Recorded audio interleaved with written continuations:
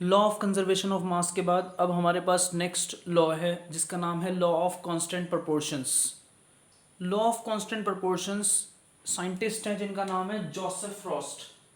Joseph Frost Joseph Frost नाम के scientist ने ये लॉ दिया। क्या कहा? A chemical compound always consist of same element combined together in same proportion by mass. जब हम किसी भी एलिमेंट को कंबाइन करते हैं तो उसका मास का जो प्रोपोर्शन होगा वो हमेशा सेम रेशोज में होगा।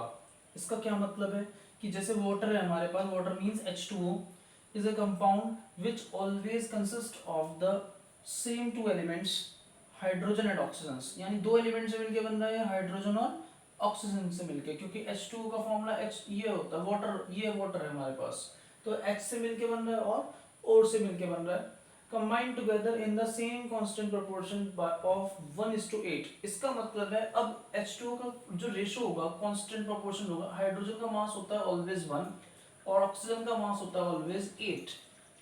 ठीक है, ऑक्सीजन का कितना होगा हमारे पास यहाँ 8। तो ये कैसे मेजर हुआ, सही बताऊं तो ये ऐसे हुआ, देखो H के कितने हैं हमारे पास, H का मास होता है 1 और दो मॉलिक्यूल है तो ये कितना हो जाएगा 2:2। ऑक्सीजन का मास होता है 16, कितना होता है 16, क्योंकि इसका 8 एटॉमिक नंबर होता है, मास नंबर इसका जो होता है वो 16 होता है। फिलहाल यहाँ लर्न रखने वाली बात है। ठीक है, हाइड्रोजन का मास 1 होता है, दो मॉलिक्यूल थे 2 कर दिया, और ऑक्सीजन का होता है हमारे पास 16। तो अब इनका रेशो निकालते हैं, 2 1 2 2 8 16, यानी 1:8 आया।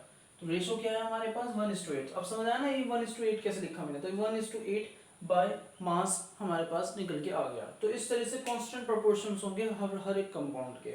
अब एक क्वेश्चन है हमारे पास, 1.288 gram of copper oxide was obtained from 1.03 gram of copper and 3.672 gram of copper oxide gave on reduction this of copper, verify law of constant proportion। इसका मतलब हमारे पास दो एक्सपेरिमेंट हो रहे हैं। पहला पार्ट में सिर्फ इतना हो रहा है, इतने ग्राम तो है कॉपर ऑक्साइड, यानी कि CuO की वैल्यू लिख दी हमने कॉपर ऑक्साइड, और इतने ग्राम क्या है हमारे पास कॉपर है। तो इसका मतलब ऑक्सीजन कितने होंगे, ऑक्सीजन निकालने के लिए क्या करा मैंने, इसमें से इसको माइनस कर दिया, ये ऑक्सीजन आ गया हमारे पास। तो अब इनका परसेंटेज निकालते हैं या कैसे रेशो कह सकते हैं, रेशो निकालते हैं। तो जितना कॉपर होगा वो कॉपर अपॉन, और जितना ऑक्सीजन आया कॉपर अपॉन ऑक्सीजन निकाला, तो इसको लगभग जब सॉल्व करते हैं तो 3.99 समथिंग आएगा, इसलिए मैंने इसको 4 लिख लिया। तो ये आया 4:1 रेशो। कितना है 4:1 ratio, same as it is. अब दूसरे एक्सपेरिमेंट की बात करते हैं, कह रहा है इतने gram of copper oxide give on reduction of इतने ग्राम ऑफ कॉपर। तो दोबारा से देखो कॉपर कितना दे दिया हमें, ये दे दिया, कॉपर ऑक्साइड ये दे दिया, अगेन O2 नहीं दे रखा है, तो इसमें से क्या करूंगा, इसको माइनस कर दूंगा।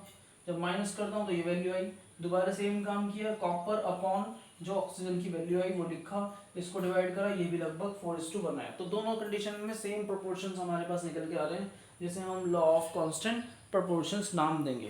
तो एक बार इसको ट्राई करें, थोड़ा इसको देखें और इसके नोट्स बनाएं प्रॉपरली। तो यहाँ तक आप करें कंप्लीट। ओके।